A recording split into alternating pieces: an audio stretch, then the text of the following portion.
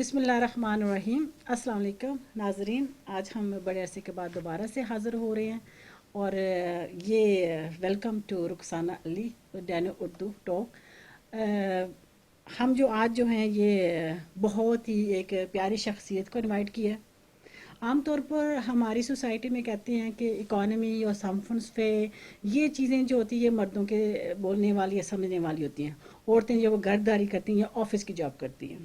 لیکن آج جو شخصیت ہمارے ساتھ ہے وہ انہوں نے سمفنس پہ اور اکنومی پہ جو ہے وہ بہت زیادہ مہارت حاصل کی ہوئی ہے. تو آج یہ ریسنٹلی جو شخصیتیں ہیں ہمارے ساتھ یہ ریسنٹلی آؤٹ آف اسٹیشن رہ کے ہیں لکسمبرگ سے. یہ ابھی لکسمبرگ سے آئی ہیں تو ہم نے ان کو سیدھا ادھر آفس میں بلا لیا ٹی وی اسٹیشن کے. آئیں جی آپ ہمارے ساتھ جو ہے گپ شپ کریں ٹاک کریں. تو ویلکم جی سعدیہ قریشی جی, بہت بہت شکریہ آپ یہاں پہ آئیں تشریف لائیں اور اپنا قیمتی وقت جو ہے یہ ہمارے ساتھ تھوڑا سا دیا آپ کو ہمیں. تو آپ بتائیں سب سے پہلے کہ آپ کا ایجوکیشنل بیک گراؤنڈ کیا ہے. بہت بہت شکریہ رخسانہ, مجھے ایک تو یہاں پہ انوائٹ کرنے کا, اور میرے لیے بہت بڑی عزت کی بات ہے کہ آپ نے مجھے یہاں پہ بلایا. اور میں آپ کو بتا دوں کہ میرا نام سعدیہ قریشی آپ جانتے ہیں. اور جی میرا ایجوکیشنل بیک گراؤنڈ یہ ہے کہ میں انٹرنیشنل مارکیٹنگ میں نے کی ہوئی ہے CBS سے. اور جیسے میں نے یہ ختم کیا اپنا کورس تو مجھے اس فیلڈ میں نے جاب کرنے کا سوچا نہیں, حالانکہ یہ میری بہت پسندیدہ فیلڈ تھی کیونکہ مجھے بہت سارے ڈفرینٹ کلچرز کے بارے میں جاننا, ان میں کام کرنا, ڈفرینٹ لینگویجز میں کام کرنا بہت اچھا لگتا تھا. جی لیکن جیسے ہی میں نے یہ کورس ختم کیا تو مجھے سامنے سے جو ہے ایک بینک میں جاب کرنے کی آفر ملی, تو میں نے اس کو اویل کر لیا. تو اس کے بعد پھر جب میں وہاں اس کے ساتھ لنک ہوئی تو اس کے بعد آج تک میں بینک کے ساتھ ہی لنکڈ ہوں. تو اسی میں پھر میں نے بینکنگ کا بھی کورس کیا, پانک ہولگیوا کا بینک ایڈوائزر کا, پھر اسپیشلائز کیا میں نے پینشن کے اندر. تو اس وقت جو ہے وہ پینشن اسپیشلسٹ ہوں اور جو ہے اسی میں ہی کام کر رہی ہوں. ماشاء اللہ آپ کے پاس تو بہت زیادہ نالج ہے. تو یہ پھر بتائیں کہ یہ جو اکنومی جیسے آپ کو اتنی مہارت ہے اس چیز پہ, تو یہ بتائیں کہ آج کل جو یہ ہمارے سوسائٹی میں اتنی پرائزیں بڑھ رہی ہیں, جیسے ہم کہیں بھی یہ سودا سیلف گروسری کرنے جاتے ہیں تو بہت ایکسپینسو ہوئی, قیمتیں ڈبل ہوئی ہوئی ہیں. تو اس کا کیا مطلب ہے, کچھ یہ ہمارے جو ہیں ناظرین کو یہ آپ تھوڑا ایکسپلین کریں گے یہ کیا مطلب ہے, کیا وجہ ہے کہ اتنی مہنگائی ہو چکی ہے.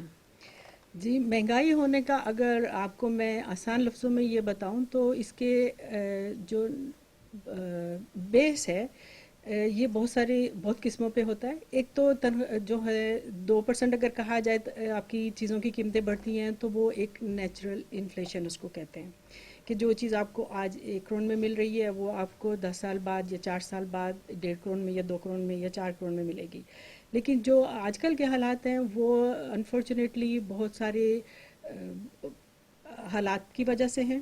ایک تو بہت بڑی جو ہم سب پہ پوری دنیا پہ جو آفت آئی ہے کرونا وائرس, اس کی وجہ سے ہیں کہ اس وجہ سے ایک تو پروڈکشن کم ہوئی ہے, دوسرا لوگوں کے جابس ختم ہو گئے ہیں, فیکٹریاں اور بہت سارے اس طرح کے کام کرنے والے ادارے جو ہیں وہ بند ہوئے ہیں. تو ایک تو وہ وجہ ہے. دوسرا وجہ جو نیچرل ڈیزاسٹرس ہیں, بارشیں بہت زیادہ ہو جاتی ہیں, پھل فروٹ یا گندم وغیرہ اس کی کمی آ جاتی ہے. جانوروں میں پھر ظاہری بات ہے جب ڈائری آپ کی صحیح نہیں چلے گی, مکھن دودھ یہ سب پھر مہنگا ہو جاتا ہے. تو اور دوسری وجہ یہ ہے کہ جب آپ کے پاس چیزیں کی پیسے کی ویلیو پھر جو ہے وہ کم ہو جاتی ہے. جب میرے خیال میں وہ جو یوکرین میں وار چل رہی ہے وہ پیٹرول کی وجہ وہ زیادہ ہونے کی یہی ہے. اور جب آپ کے کرنسی کی ویلیو کم ہوتی ہے تو پھر اس کے ساتھ ظاہری بات ہے پھر چیزوں کی قیمتیں آپ کو زیادہ لگنے لگتی ہیں, کیونکہ ہم تو گھر کے سودے سلف میں چیزیں دیکھتے ہیں وہ ہمیں بہت زیادہ لگتی ہیں. اور اگر دیکھا جائے تو کچھ چیزوں کی قیمتیں کم بھی ہوتی ہیں لیکن وہ ہمارے ذہن میں اتنی آتی نہیں ہیں جتنی کہ روزمرہ کی چیزیں ہمارے ذہن میں آتی ہیں, کیونکہ ہم دیکھتے ہیں کہ مکھن کی قیمت بڑھ گئی ہے, بریڈ کی قیمت بڑھ گئی, دودھ کی قیمت, کیونکہ یہ ہمارے نزدیک ہیں اور ہماری روزمرہ کی چیزیں ہیں. اگر آپ یہ دیکھیں کہ اگر کوئی ایسی چیزیں جن کو ہم روزانہ استعمال نہیں کرتے ہیں تو ان کی قیمتیں یا تو سٹیبل ہیں یا ان کی کم ہو گئی ہیں. لیکن ہمارا فوکس کیونکہ اس طرف نہیں ہے, فوکس ہمارا ڈیلی روٹین کی چیزوں میں ہے, اس لیے ہمیں لگتا ہے کہ بہت زیادہ مہنگائی ہاں جی بالکل وہی نا, ہم لوگ جو روزمرہ جو زندگی ہے اس میں دودھ کی ڈبل پرائز ہوئی ہے, پیٹرول ڈیزل کی کافی بڑھ گئی ہوئی ہیں, ڈبل ہوئی ہیں, تو یہ چیز ہمیں زیادہ محسوس ہوتی ہے. بالکل ایگزیکٹلی تو آپ بتائیں کہ اس کے مطلب یہ کیا وجہ ہے کہ یہ جو اس کا جو انفلیشن کا کیا مطلب اس کا حال ہے، ایسے چلے گا کہ تنہائیں بڑھیں گی یا کیا کریں گے آگے سے، اس کا کیا مطلب چلے گا؟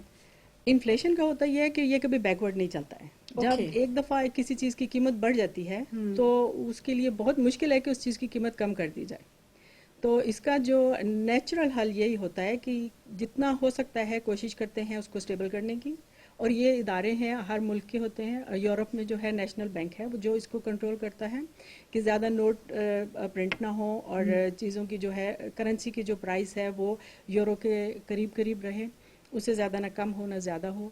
تو نیشنل بینک کا یہ ہے ان کا یہ آپ کے ہے ان کا یہ فرض ہے کہ وہ اس چیز کو کنٹرول کریں.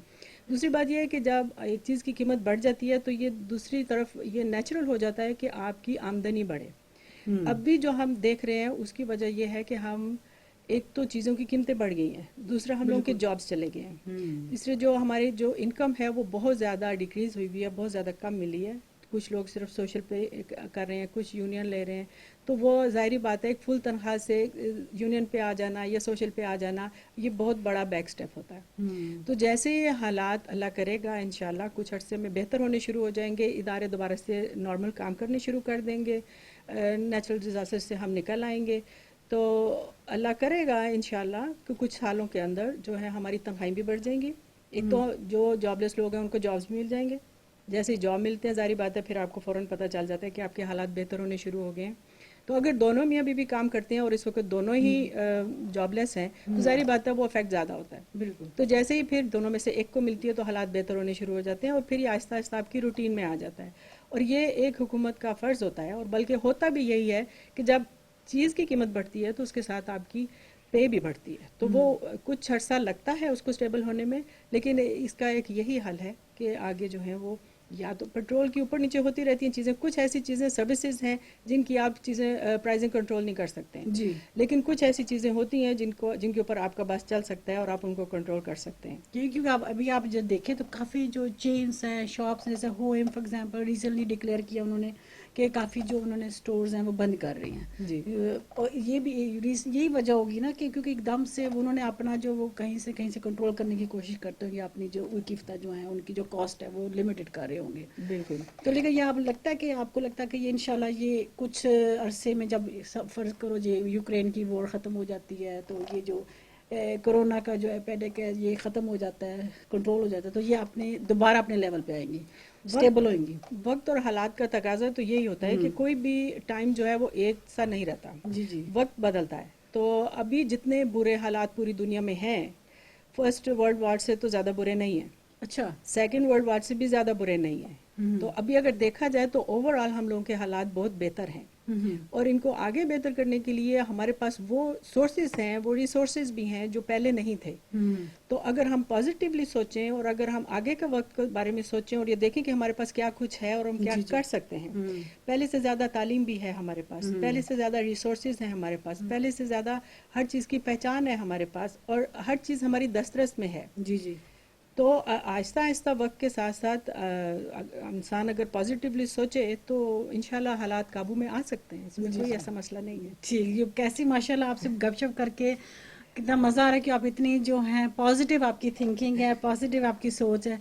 تو یہ جاتے جاتے میں آپ سے ایک سوال کروں گی جو مطلب میرے ذہن میں آ رہا، مجھے ایم شیور کہ ہمارے ناظرین کو بھی یہ کیوریوسٹی ہوگی جاننے کا کہ یہ جو آپ اتنی ماشاءاللہ آپ کا جو سفر ہے، یہ جو کیریئر آپ نے کیا ہوا ہے، اتنی آپ نے انٹرنیشنل جو ہے ایجوکیشن حاصل کی ہوئی ہے، پلس آپ نے جو مطلب کنٹینیوسلی جو ہے آپ یہ کیریئر آپ کا جو اس طرح سے ہے کہ ہم امپریسڈ ہو گئے کہ آپ اتنا مطلب آپ کے پاس نالج ہے.